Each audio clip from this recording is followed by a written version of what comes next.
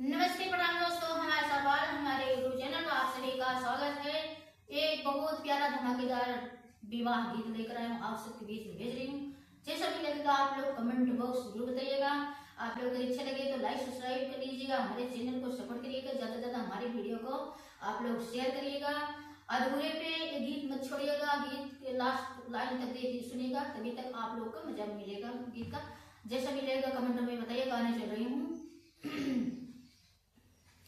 सोई मैं रहली हम अम्मी जी के गोरावायर, उठली लहंगा झहराई रे लालनावा, अरे उठली लहंगा झहराई रे लालनावा। के करे